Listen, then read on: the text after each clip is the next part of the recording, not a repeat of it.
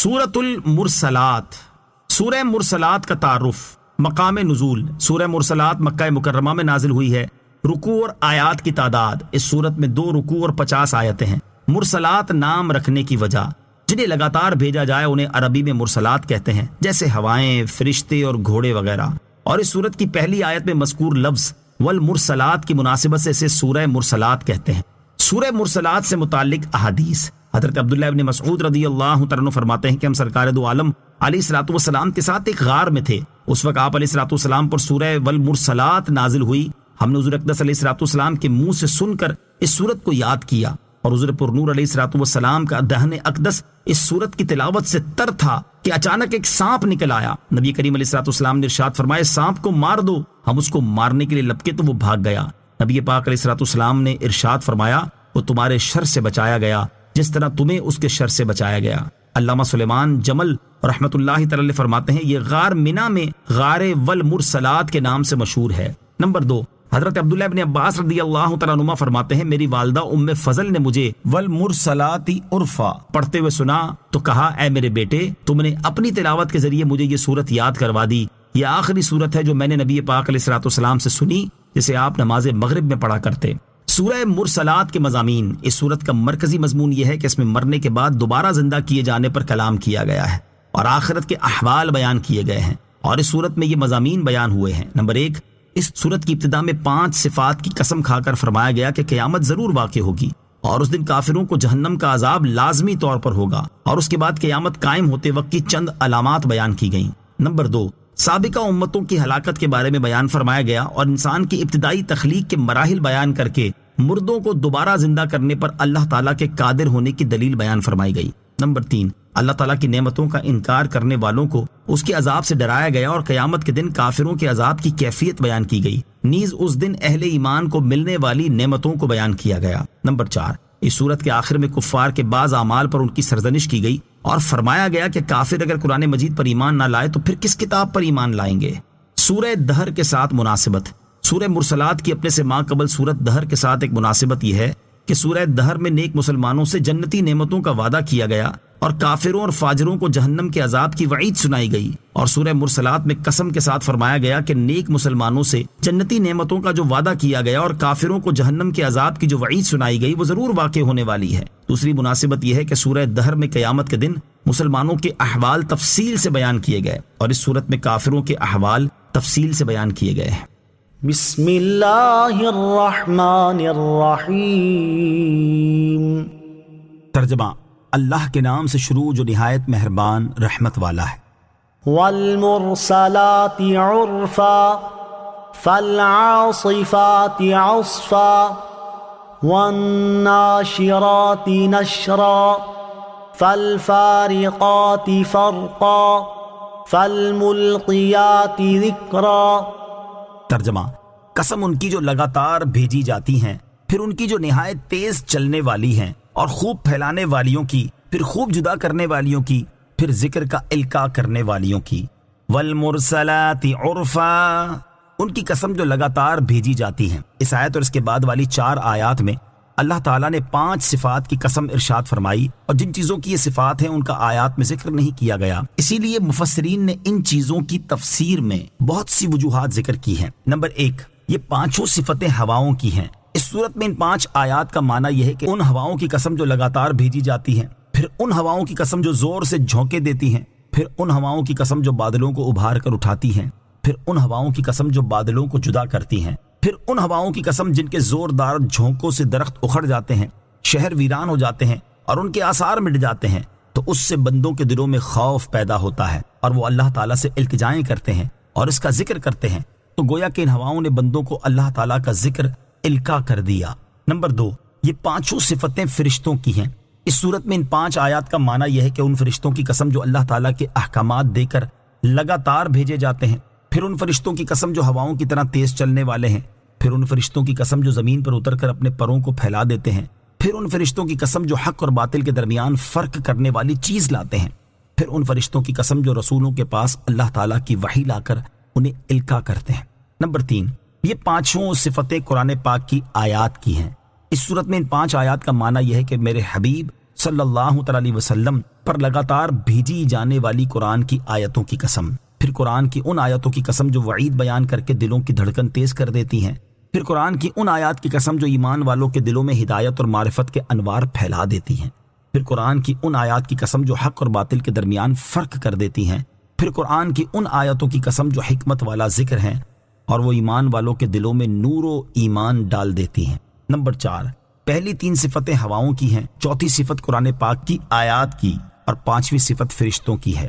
Number 5، پہلی 3 صفتیں ہواؤں کی جبکہ چوتھی اور 5ویں صفت فرشتوں کی ہے۔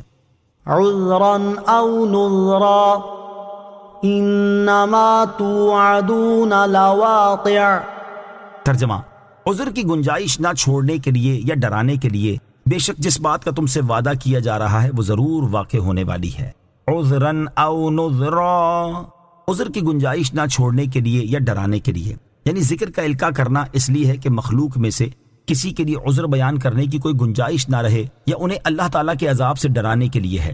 انما توعدون، بے شک جس بات کا تم سے وعدہ کیا جا رہا ہے۔ اللہ تعالیٰ نے 5 صفات کی قسم ذکر کر کے ارشاد فرمایا کہ اے کفار مکہ، مرنے کے بعد اٹھائے جانے، عذاب دیے جانے اور قیامت کے آنے کا جو تم سے وعدہ کیا جا رہا ہے یہ بات ضرور واقع ہونے والی ہے اور اس کے ہونے میں کچھ بھی شک نہیں۔ فَإِذَا النُّجُومُ طُمِسَتْ وَإِذَا السَّمَاءُ فُرِجَتْ وَإِذَا الْجِبَالُ نُصِفَتْ۔ ترجمہ، پھر جب تارے مٹا دیے جائیں گے اور جب آسمان پھاڑ دیے جائیں گے اور جب پہاڑ غبار بنا کے اڑا دیے جائیں گے۔ فَإِذَا النُّجُومُ طُمِسَتْ، پھر جب تارے مٹا دیے جائیں گے۔ اس آیت اور اس کے بعد والی 2 آیات میں قیامت کے واقع ہونے کی علامات بیان کی جا رہی ہیں۔ قیامت کی 3 علامتیں۔ اس کی ایک علامت یہ ہے کہ اس دن ستاروں کو بے نور کر کے مٹا دیا جائے گا۔ قیامت کے دن ستاروں کی ایک اور حالت بیان کرتے ہوئے دوسرے مقام پر ارشاد فرمایا وَإِذَا النُّجُومُ انكَدَرَتْ، ترجمہ، اور جب تارے جھڑ پڑیں گے، اور ارشاد فرمایا وَإِذَا الْكَوَاكِبُ انتَثَرَتْ، ترجمہ، اور جب ستارے جھڑ پڑیں گے۔ دوسری علامت یہ ہے کہ اس دن آسمان اللہ تعالیٰ کے خوف سے پھٹ جائیں گے اور ان میں سوراخ ہو جائیں گے۔ قیامت کے دن آسمان پھٹنے کے بعد کی حالتیں بیان کرتے ہوئے ایک اور مقام پر ارشاد فرمایا فَإِذَا انشَقَّتِ السَّمَاءُ فَكَانَتْ وَرْدَةً كَالدِّهَانِ، ترجمہ، پھر جب آسمان پھٹ جائے گا تو گلاب کے پھول جیسا سرخ ہو جائے گا، جیسے سرخ چمڑا، اور ارشاد فرمایا وَانشَقَّتِ السَّمَاءُ فَهِيَ يَوْمَئِذٍ وَاهِيَةٌ، ترجمہ، اور آسمان پھٹ جائے گا تو اس دن وہ بہت کمزور ہوگا۔ تیسری علامت یہ ہے کہ اس دن پہاڑ غبار بنا کے اڑا دیے جائیں گے۔ قیامت کے دن پہاڑوں کی اور حالتیں بیان کرتے ہوئے ایک مقام پر ارشاد فرمایا وَتَرَى الْجِبَالَ تَحْسَبُهَا جَامِدَةً وَهِيَ تَمُرُّ مَرَّ السَّحَابِ، ترجمہ، اور تو پہاڑوں کو دیکھے گا انہیں جمے ہوئے خیال کرے گا حالانکہ وہ بادل کے چلنے کی طرح چل رہے ہوں گے، اور ارشاد فرمایا وَبُسَّتِ الْجِبَالُ بَسًّا فَكَانَتْ هَبَاءً مُنبَثًّا، ترجمہ، اور پہاڑ خوب چورا چورا کر دیے جائیں گے تو وہ ہوا میں بکھرے ہوئے غبار جیسے ہو جائیں گے۔ وَإِذَا الرُّسُلُ أُقِّتَتْ لِأَيِّ يَوْمٍ أُجِّلَتْ لِيَوْمِ الْفَصْلِ وَمَا أَدْرَاكَ مَا يَوْمُ الْفَصْلِ وَيْلٌ يَوْمَئِذٍ لِّلْمُكَذِّبِينَ۔ ترجمہ، اور جب رسولوں کو ایک خاص وقت پر جمع کیا جائے گا، کس بڑے دن کے لیے انہیں ٹھہرایا گیا تھا، فیصلے کے دن کے لیے، اور تجھے کیا معلوم کہ وہ فیصلے کا دن کیا ہے؟ اس دن جھٹلانے والوں کے لیے خرابی ہے۔ وَإِذَا الرُّسُلُ أُقِّتَتْ، اور جب رسولوں کو ایک خاص وقت پر جمع کیا جائے گا، اس وقت کے بارے میں مفسرین نے مختلف احتمال بیان کیے ہیں۔ نمبر 1، اس سے وہ وقت مراد ہو سکتا ہے جس میں رسول اپنی امتوں پر گواہی دینے کے لیے حاضر ہوں گے۔ نمبر 2، اس سے وہ وقت مراد ہو سکتا ہے جس میں رسول ثواب پا کر کامیابی حاصل کرنے کے لیے جمع ہوں گے۔ نمبر 3، اس سے وہ وقت مراد ہو سکتا ہے جس میں رسولوں علیہ الصلوۃ والسلام سے پوچھا جائے گا کہ جب انہوں نے تبلیغ کی تو ان کی امتوں کی طرف سے انہیں کیا جواب دیا گیا، اور امتوں سے پوچھا جائے گا کہ انہوں نے اپنے انبیاء کرام علیہ الصلوۃ والسلام کو ان کی دعوت کا کیا جواب دیا، جیسا کہ ایک اور مقام پر اللہ تعالیٰ ارشاد فرماتا ہے فَلَنَسْأَلَنَّ الَّذِينَ أُرْسِلَ إِلَيْهِمْ وَلَنَسْأَلَنَّ الْمُرْسَلِينَ، ترجمہ، تو بے شک ہم ضرور ان لوگوں سے سوال کریں گے جن کی طرف رسول بھیجے گئے، اور بے شک ہم ضرور رسولوں سے سوال کریں گے۔ لِأَيِّ يَوْمٍ أُجِّلَتْ، کس بڑے دن کے لیے انہیں ٹھہرایا گیا تھا۔ اس آیت اور اس کے بعد والی 2 آیات کا خلاصہ یہ ہے کہ جھٹلانے والوں کو عذاب دینا، ایمان لانے والوں کی تعظیم کرنا اور ان چیزوں کو ظاہر کرنا جن پر ایمان لانے کی مخلوق کو دعوت دی جاتی تھی، جیسے قیامت کے ہولناک دن کا قائم ہونا، اللہ تعالیٰ کی بارگاہ میں حاضری، اعمال کا حساب ہونا، اعمال ناموں کا کھلنا اور میزان کا رکھا جانا وغیرہ۔ یہ تمام امور کس بڑے دن کے لیے مؤخر کیے گئے تھے؟ اس دن کے لیے مؤخر کیے گئے تھے جس میں اللہ تعالیٰ تمام مخلوق کے درمیان فیصلہ فرمائے گا، اور تو کیا جانے کہ وہ فیصلے کا دن کیا ہے اور اس کی ہولناکی اور شدت کا کیا عالم ہے۔ وَيْلٌ يَوْمَئِذٍ لِّلْمُكَذِّبِينَ، اس دن جھٹلانے والوں کے لیے خرابی ہے۔ ارشاد فرمایا کہ قیامت کے اس ہولناک دن میں ان لوگوں کے لیے خرابی ہے جو دنیا میں اللہ تعالیٰ کی وحدانیت، انبیاء کرام علیہ الصلوۃ والسلام کی نبوت، مرنے کے بعد زندہ کیے جانے، قیامت قائم ہونے اور اعمال کا حساب لیے جانے کے منکر تھے۔ یہ آیت لوگوں کو ایمان لانے کی مزید ترغیب دینے اور ایمان نہ لانے پر عذاب سے مزید ڈرانے کے لیے اس صورت میں 10 بار ذکر کی گئی ہے۔ أَلَمْ نُهْلِكِ الْأَوَّلِينَ ثُمَّ نُتْبِعُهُمُ الْآخِرِينَ كَذَلِكَ نَفْعَلُ بِالْمُجْرِمِينَ وَيْلٌ يَوْمَئِذٍ لِّلْمُكَذِّبِينَ۔ ترجمہ: کیا ہم نے پہلے لوگوں کو ہلاک نہ فرمایا، پھر بعد والوں کو ان کے پیچھے پہنچائیں گے؟ مجرموں کے ساتھ ہم ایسا ہی کرتے ہیں۔ اس دن جھٹلانے والوں کے لیے خرابی ہے۔ الم نہلک الاولین، کیا ہم نے پہلے لوگوں کو ہلاک نہ فرمایا؟ اس آیت اور اس کے بعد والی 2 آیات میں کفار مکہ کو ڈراتے ہوئے ارشاد فرمایا کہ جب سابقہ امتوں جیسے حضرت نوح علیہ الصلوۃ والسلام کی قوم عاد اور قوم سمود نے اپنے رسولوں کو جھٹلایا تو کیا ہم نے ان پر دنیا میں عذاب نازل کر کے انہیں ہلاک نہ فرمایا؟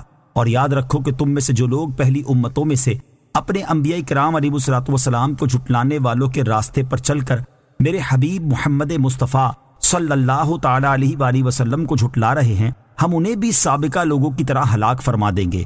اور مجرموں کے ساتھ ہم ایسا ہی کرتے ہیں کہ انہیں کفر کرنے اور انبیاء کرام علیہ الصلوۃ والسلام کو جھٹلانے کی وجہ سے ہلاک فرما دیتے ہیں۔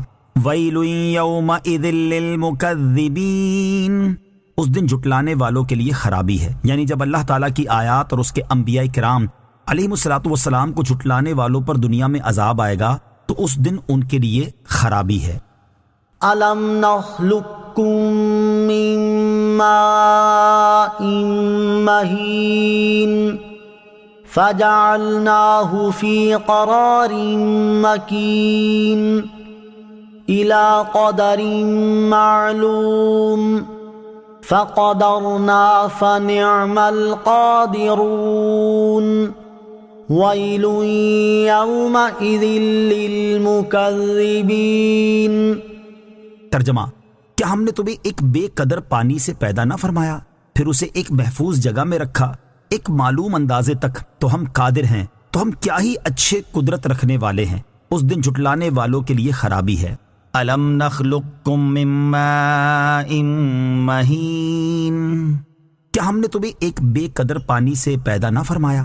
اس آیت اور اس کے بعد والی 3 آیات کا خلاصہ یہ ہے کہ اے لوگو، اللہ تعالیٰ نے تمہیں ایک بے قدر پانی سے پیدا فرمایا اور وہ پانی نطفہ ہے، پھر اس پانی کو ایک محفوظ جگہ میں رکھا اور وہ جگہ ماں کا رحم ہے، اور اس پانی کو ماں کے رحم میں ایک معلوم اندازے تک رکھا، اور وہ معلوم اندازہ ولادت کا وقت ہے جسے اللہ تعالیٰ ہی جانتا ہے کہ وہ 9 مہینے ہے یا اس سے کم زیادہ۔ تو اللہ تعالیٰ نے اس پانی سے ماں کے رحم میں تمہاری تخلیق کے مراحل کا حتمی اندازہ فرمایا، اور وہ حتمی اندازہ فرمانے پر کیا ہی اچھا قادر ہے۔ وَيْلٌ يَوْمَئِذٍ لِّلْمُكَذِّبِينَ، اس دن جھٹلانے والوں کے لیے خرابی ہے، یعنی قیامت کے دن ان لوگوں کے لیے خرابی ہے جنہوں نے اپنے پہلی بار پیدا کیے جانے کو دیکھنے کے باوجود دوسری بار پیدا کیے جانے کا انکار کر دیا۔ أَلَمْ نَجْعَلِ الْأَرْضَ كِفَاتًا أَحْيَاءً وَأَمْوَاتًا وَجَعَلْنَا فِيهَا رَوَاسِيَ شَامِخَاتٍ وَأَسْقَيْنَاكُم مَّاءً فُرَاتًا وَيْلٌ يَوْمَئِذٍ لِّلْمُكَذِّبِينَ۔ ترجمہ: کیا ہم نے زمین کو جمع کرنے والی نہ بنایا زندوں اور مردوں کو، اور ہم نے اس میں اونچے اونچے مضبوط پہاڑ بنا دیے، اور ہم نے خوب میٹھے پانی سے تمہیں سیراب کیا۔ اس دن جھٹلانے والوں کے لیے خرابی ہے۔ الم نجعل الارض کفاتا، کیا ہم نے زمین کو جمع کرنے والی نہ بنایا؟ اس آیت اور اس کے بعد والی 2 آیات کا خلاصہ یہ ہے کہ ہم نے زمین کو تمام زندہ اور مردہ لوگوں کو جمع کرنے والی بنایا ہے، کہ زندہ لوگ اس کی پشت پر مکانات اور محلات میں رہتے ہیں، اور مردہ لوگ اس کے اندر اپنی قبروں میں رہتے ہیں۔ اور ہم نے زمین میں اونچے اونچے پہاڑ بنا دیے، اور ہم نے زمین میں چشمے اور پانی نکلنے کے مقامات پیدا کر کے خوب میٹھے پانی سے تمہیں سیراب کیا۔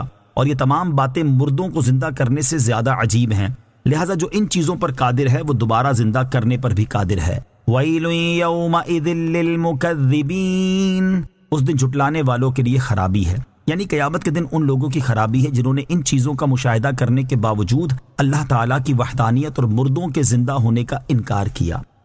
انطلقوا إلى ما كنتم به تكذبون انطلقوا إلى ظل ذي 3 شعب۔ ترجمہ، اس کی طرف چلو جسے تم جھٹلاتے تھے، اس دھوئیں کے سائے کی طرف چلو جس کی 3 شاخیں ہیں۔ انطلقوا، چلو، یعنی قیامت کے دن کافروں سے کہا جائے گا کہ اس آگ اور اس عذاب کی طرف چلو جسے تم دنیا میں جھٹلاتے تھے۔ انطلقوا الى ظل ذی 3 شعب، اس دھوئیں کے سائے کی طرف چلو جس کی 3 شاخیں ہیں۔ اس آیت میں جس دھوئیں کا ذکر ہے اس سے جہنم کا دھواں مراد ہے۔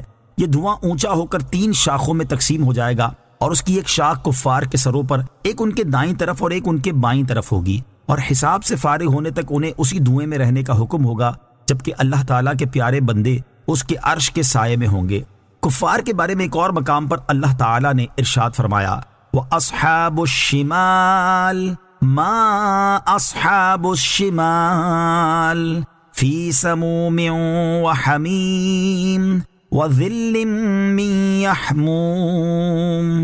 ترجمہ، اور بائیں جانب والے کیا بائیں جانب والے ہیں، شدید گرم ہوا اور کھولتے پانی میں ہوں گے، اور شدید سیاہ دھوئیں کے سائے میں ہوں گے۔ اور ایمان والے قیامت کے دن کہیں گے، فَمَنَّ اللَّهُ عَلَيْنَا وَوَقَانَا عَذَابَ السَّمُومِ۔ ترجمہ، تو اللہ نے ہم پر احسان کیا اور ہمیں جہنم کی سخت گرم ہوا کے عذاب سے بچا لیا۔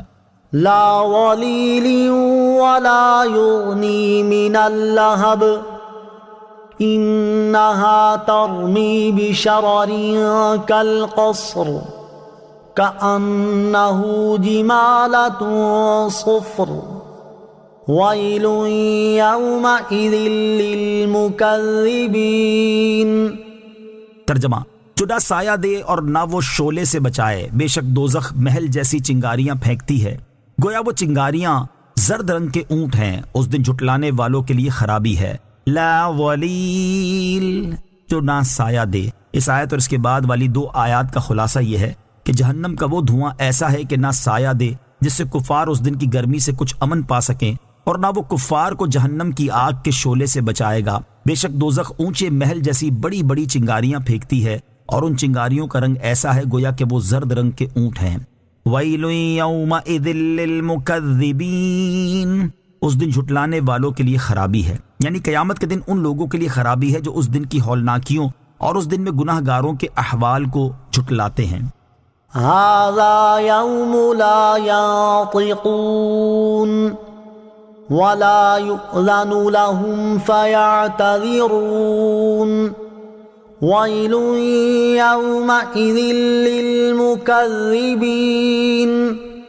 ترجمہ، یہ وہ دن ہے جس پہ وہ بول نہ سکیں گے اور نہ انہیں اجازت ملے گی کہ معذرت کریں۔ اس دن جھٹلانے والوں کے لیے خرابی ہے۔ هذا يوم لا ينطقون، یہ وہ دن ہے جس میں وہ بول نہ سکیں گے، یعنی قیامت کا دن وہ دن ہے جس میں کفار نہ بول سکیں گے اور نہ کوئی ایسی حجت پیش کر سکیں گے جو ان کے کام آئے۔ حضرت عبداللہ ابن عباس رضی اللہ تعالیٰ عنہما نے فرمایا کہ قیامت کے دن بہت سے مواقع ہوں گے جن میں سے بعض مواقع پر کفار کلام کریں گے اور بعض میں کچھ بول نہ سکیں گے۔ وَلَا يُؤْذَنُ لَهُمْ فَيَعْتَذِرُونَ، اور نہ انہیں اجازت ملے گی کہ معذرت کریں، یعنی قیامت کے دن کفار کو معذرت کرنے کی اجازت نہیں ملے گی۔ اور اس بات کا یہ مطلب نہیں کہ ان کے پاس کوئی عذر موجود ہوگا، لیکن عذر بیان کرنے کی اجازت نہ ہوگی، بلکہ در حقیقت ان کے پاس کوئی عذر ہی نہ ہوگا، کیونکہ دنیا میں حجتیں تمام کر دی گئیں اور آخرت کے لیے کسی عذر کی گنجائش باقی نہیں رکھی گئی۔ البتہ انہیں یہ فاسد خیال آئے گا کہ کچھ ہیلے بہانے بنائیں، یہ ہیلے پیش کرنے کی اجازت نہ ہوگی۔ حضرت جنید رضی اللہ تعالیٰ عنہ نے فرمایا کہ اس کے پاس عذر ہی کیا ہے جس نے نعمت دینے والے سے روگردانی کی، اس کی نعمتوں کو جھٹلایا اور اس کے احسانوں کی ناشکری کی۔ وَيْلٌ يَوْمَئِذٍ لِّلْمُكَذِّبِينَ، اس دن جھٹلانے والوں کے لیے خرابی ہے، یعنی قیامت کے دن ان لوگوں کے لیے خرابی ہے جنہوں نے ان خبروں کو اور اپنے پاس آنے والی ان حق باتوں کو جھٹلایا جو یقینی طور پر واقع ہوں گی۔ هذا يوم الفصل جمعناكم والأولين فإن كان لكم كيد فكيدون ويل يومئذ للمكذبين۔ ترجمہ، یہ فیصلے کا دن ہے، ہم نے تمہیں اور سب اگلوں کو جمع کر دیا، اب اگر تمہارا کوئی داؤ ہو تو مجھ پر چلا لو، اس دن جھٹلانے والوں کے لیے خرابی ہے۔ ھذا یوم الفصل، یہ فیصلے کا دن ہے۔ اس آیت اور اس کے بعد والی آیت کا خلاصہ یہ ہے کہ یہ قیامت کا دن جنتیوں اور جہنمیوں کے درمیان فیصلے کا دن ہے، اور اے میرے حبیب محمد مصطفیٰ صلی اللہ تعالیٰ علیہ وآلہ وسلم کو جھٹلانے والوں، ہم نے تمہیں اور ان لوگوں کو جمع کر دیا جو تم سے پہلے انبیاء کرام علیہم الصلوۃ والسلام کو جھٹلاتے تھے۔ تمہارا اور ان کا سب کا حساب کیا جائے گا، اور تمہیں اور انہیں سب کو عذاب دیا جائے گا۔ اب اگر عذاب سے بچنے کے لیے تمہارے پاس کوئی داؤ ہو تو مجھ پر چلا لو، اور اگر کسی طرح اپنے آپ کو عذاب سے بچا سکتے ہو تو بچا لو۔